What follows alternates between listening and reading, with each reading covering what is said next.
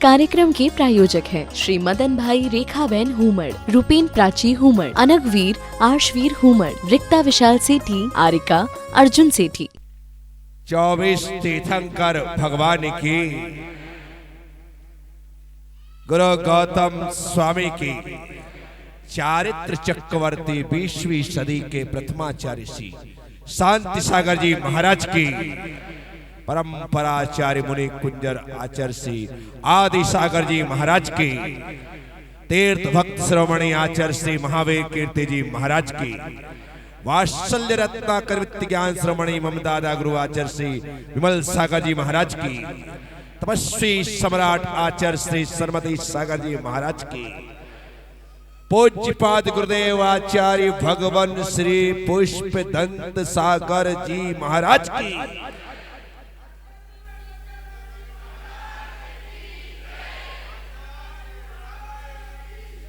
अलग से बोलने में तुमको कोई टैक्स लगेगा क्या? बोलो मुनीषी। हाँ, अच्छा लगता है। इन महाराज जी का नाम मालूम नहीं मालूम? नहीं मालूम है तो भी बोलो कि महाराज की।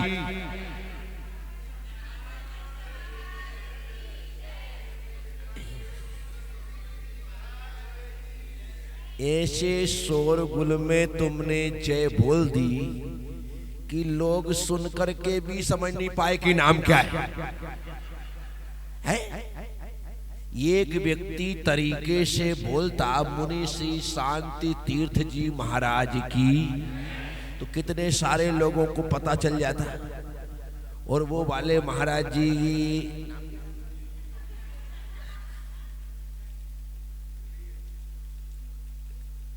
मुनि श्री प्रिय तीर्थ जी, बोलो।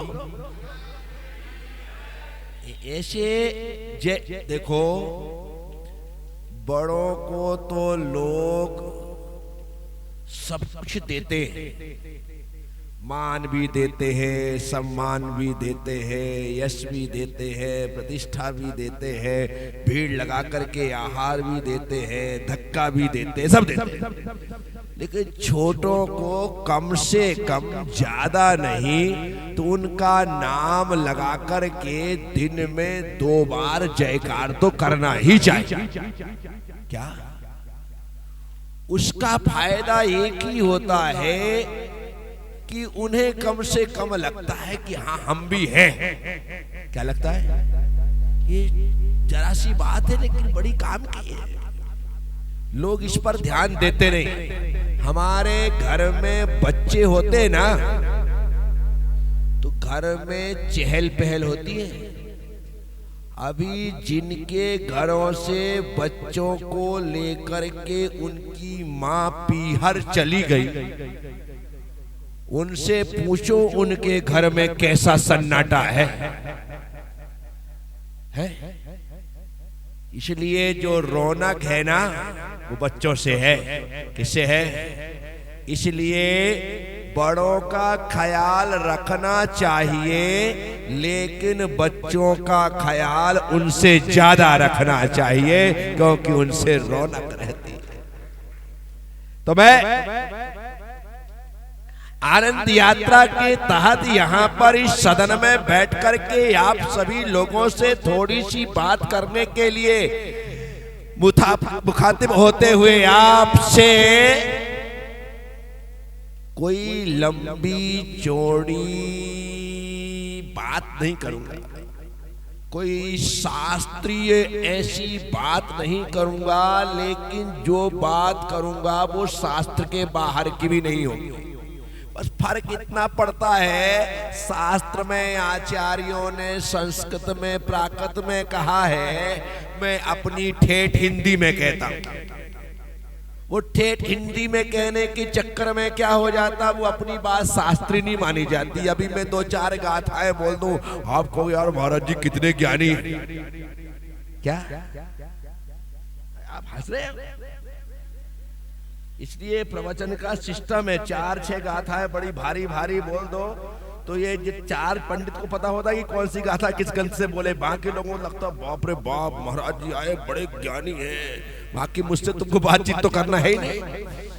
ये कमरे में आकर के कोई शास्त्रार्थ करो, कोई बात करो, बस 2 4 6 8 गाथा में तो पूरा देश घूम सकते अपन। ये सच्चाई है। जैसे कोई कवि होता है ना, 2 4 कविताओं में वो अंतरराष्ट्रीय कवि हो जाता है, अंतरराष्ट्रीय। वैसे ही मैं इस बात को इसलिए विशेष करके कहता हूं, जब मैं राष्ट्र संत आचार्य श्री विद्यानंदी महाराज की शरण में पहुंचा, दर्शन करने गया था, उन्होंने मुझे 3 दिन रोक लिया। नहीं, तुमको रुकना पड़ेगा। मैंने कहा गुरुदेव मेरे कार्यक्रम ग्रीन पार्क में सब निश्चित है। बोले होंगे। मैंने कह दिया तुम्हें यहां रहना। मैंने कहा जब आपने कह दिया तो अब मुझे इसको सोचने की आवश्यकता। उन्होंने मुझसे उस समय कहा था, प्रज्ञा सागर तुम प्रवचन करते हो? बोले प्रवचन करते हो तो एक काम किया करो, अपने पूरे प्रवचन में एक किसी भी ग्रंथ की गाथा बोला। मैंने कहा बिल्कुल भाई ना। बोले एक काम और किया करो कि प्रथमान योग के ग्रंथों में जो कहानियां हैं, कथानक हैं, उन्हें निकाल करके रोज एक कहानी उससे सुना दिया करो। उससे फायदा ये होगा क्योंकि तुम्हें प्रवचन तो करना ही है, और प्रवचन करना ही है। एक गाथा सुनाओगे तो कम से कम भगवान की साक्षात वाणी लोगों तक तुम्हारे माध्यम से पहुंचेगी। भगवान की, क्योंकि ये भगवान की साक्षात वाणी है जो हमारे आचार्यों ने गिरी कंदराओं में बैठ करके उस समय लिखी जिस समय लिखने के लिए डायरियां नहीं थी, रजिस्टर नहीं थे, कॉपियां नहीं थी, नोटबुक्स नहीं थे। किसी प्रकार से लिखने के बाद उन्हें सुरक्षित रखने के लिए कोई फाइल नहीं थी, किसी प्रकार के कंप्यूटर आदि की व्यवस्था नहीं थी कि भाई इसे स्कैन करके या फोटो करके इसे सुरक्षित रख लिया जाए। उस समय लिखा जब ना कागज था ना कलम, ना कागज था ना कलम, और लिखने के बाद उसे सुरक्षित रखने की कोई व्यवस्था भी नहीं थी। ताड़ पत्रों पर जो पत्ते पेड़ से टूट करके नीचे गिरते थे उन्हें वे आचार्यगण उठा करके व्यवस्थित करके उन पर कांटों की कलम बना करके पेड़ों के द्रव को एकत्रित करके उससे अक्षरों का टंकण करते थे और उन्हें लिख देते थे।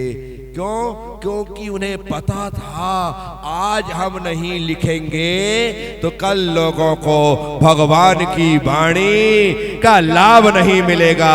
धन्य वे आचार्य जिन्होंने हमारे लिए उस समय इतनी मेहनत की और ताड़ पत्रों पर ग्रंथ लिखे।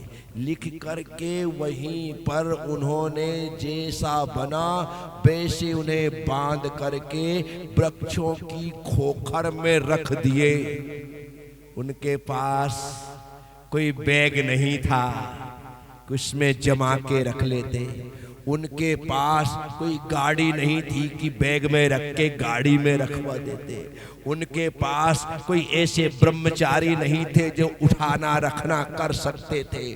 उनके पास कोई काम वाले नहीं थे जो सारी मेहनत मशक्कत कर सकते थे ही नहीं उनके पास। उनके पास तो ज्ञान का अद्भुत क्षय उपशम था और अपने 60 आवश्यक के परिपालन के बाद जो थोड़ा सा समय निकलता था उसमें वे हमारे भले के लिए ग्रंथ लिखते थे, क्योंकि उन्हें पता था कि जो ग्रंथ हम आज लिख रहे हैं ये ही ग्रंथ आने वाले समय में भव्य जीवों को निर्ग्रंथ बनाएंगे। ये ग्रंथ ही निर्ग्रंथ बनाएंगे और इन ग्रंथों से निर्ग्रंथ बनेंगे तो फिर वे निर्ग्रंथ फिर नए ग्रंथ बनाएंगे। ये श्रृंखला ऐसी चलती रहेगी और चलती रहनी चाहिए। तो इसीलिए एक गाथा, एक श्लोक, एक वार्तिक आपके सामने यदि रख दिया जाता है तो सीधे भगवान की वाणी तुम तक पहुंचती है और भगवान की वाणी को सुनने का लाभ तुम्हें प्राप्त होता है। इसलिए तो कहते हैं जब भी संस्कृत के उन सूत्रों को, गाथाओं को सुनाया जाए, पढ़ाया जाए, उस समय अपने हाथों को जोड़ करके सुनना, क्योंकि हाथों को जोड़ने से हाथ पात्र बन जाते हैं। क्या बन जाते हैं? पात्र बन जाते हैं। और आपको अमृत का पान करना है तो पहले अपने हाथों को पात्र बनाओ और अपने मुख से नहीं, अपने कान से उस अमृत को पी जाओ। उस अमृत को पी जाओ। संसार चलता है, परिवार चलता है, व्यापार चलता है। कैसे? दुकान खोलने से। कैसे चलता है?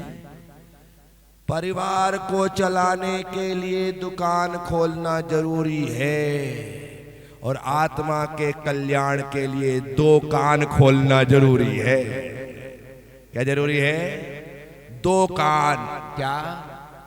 ना कि दुकान। क्या? दो कान खोलना, दो कान खोलना। इसलिए दो कान खोल करके अमृत का पान करिए। और अमृत क्या है? माँ जिनवाणी का रसास्वादन ही अमृत पान है। अभी हमने अमृत का नाम सुना है, चिंतामणि रत्न का नाम सुना है, पारस मणि का नाम सुना है, कामधेनु का नाम सुना है, कल्प वृक्ष का नाम सुना है, शिव नाम सुने हैं। देखे किसी ने, पिया किसी ने? है कोई गुमास्ता नगर में एकाध प्रतिपाल? तुम तो अध्यक्ष हो, थोड़ा पता करो किसी के घर में अमृत हो और किसी ने पिया हो तो किसी के घर में अब जहर तो मिल जाएगा। जहर तो बाजार में भी मिलता है। इंदौर में कई दुकान होंगी जहर की, लेकिन पूरे देश, क्या पूरी दुनिया में अमृत की दुकान नहीं है। नहीं है ना? पर जो आप कह रहे नहीं है, गलत है। पंडित दौलत राम जी कहते हैं जब मुनिराज बोलते हैं तो ऐसा लगता है मुख चंद्र ते अमृत झरे। क्या कहते हैं? मुख चंद्र ते। जब पंडित जी कह रहे हैं, मुनि बोल रहे हैं, तो ऐसा लगता है अमृत झर रहा है। लगता है नहीं, अमृत ही झरता है। क्योंकि उस अमृत को पी करके कोई अमर हो ना हो हम नहीं जानते, लेकिन हम यह जानते हैं कि जिसने मुनियों के वचन रूपी अमृत पिए हैं उसने अमरता को हासिल कर लिया है, उसने सिद्धत्व को प्राप्त कर लिया। तो साथ आप सबसे कहता हूं, दो कान खोल के रखो। बोलो। दुकान नहीं, सबकी दुकान नहीं होती। हमारे रेड्डी की दुकान नहीं है, अब क्या खोले बेचारा। हमारे सुधीर की दुकान नहीं है, क्या खोले बेचारा। हमारे सौरभ की दुकान नहीं है, क्या खोले बेचारा। अब जिसकी दुकान नहीं है उनसे कहो। तो इसलिए दुकान सबकी हो कोई जरूरी, लेकिन दो कान तो सबके होते हैं। दो कान तो महिला के, पुरुष के, बच्चे के, बच्ची के, छोटे के, बड़े के, अपने के, पराये के, जैन के, अजैन के, हिंदू के, मुसलमान के, सबके क्या होते हैं। इसलिए दो कान खोल करके रखो और जिनवाणी का रसपान। ये जो कान से रसपान होता है ना, तो इसकी दो गति होती है, या तो सुन करके यहां आता है या सुन करके यहां जाता है। नहीं नहीं, यहां बाहर नहीं गया, अभी कहां बाहर निकला मेरे भाई, तू तो फटाफट बाहर निकालने लगा क्या।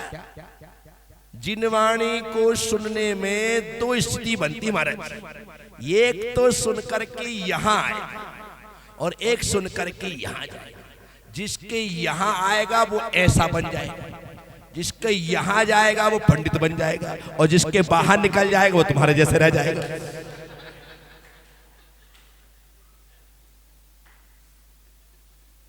क्या यहां गया तो पंडित बनाएगा, और यहां गया तो साधु बनाएगा, और यहां से वहां गया तो जय के तई वहीं रहा। इसीलिए गुरु वचन कान से सुन करके कोशिश करना हृदय तक आए। यदि हृदय तक ना आ सके तो उन्हें अपने मस्तिष्क तक ले जाना। कम से कम वह हमारे ज्ञान में, सम्यक ज्ञान में कारण बनेगा। तो आज नहीं, वह सम्यक ज्ञान कल सम्यक चारित्र में भी कारण बन जाए। तो साथियों, मैं कह रहा था मुझे ऐसे कोई शास्त्रीय भाषा ज्यादा नहीं आती है, और वैसे भी शाम के समय तो मैं वैसा बोलता ही नहीं। वजह सिर्फ एक ही है कि आदमी दिन भर में पजल्ट हो जाता है, और शाम को भी यदि गरिष्ठ भोजन दे दो। देखो, सुबह का खाना भारी, सुबह का खाना, और शाम का खाना हल्का। शाम का खाना भारी, सुबह का खाना खाओगे तो दिन भर अच्छी मेहनत करोगे, और शाम को हल्का खाओगे तो रात में इत्मीनान से सोओगे। यदि शाम को भारी खा लिया तो अब आपको तकलीफ। इसलिए सुबह के प्रवचन भारी चलते हैं, शाम की आनंद यात्रा तो हल्की फुल्की पानी पूरी 2-4 खा लो, अच्छा लगता है। क्या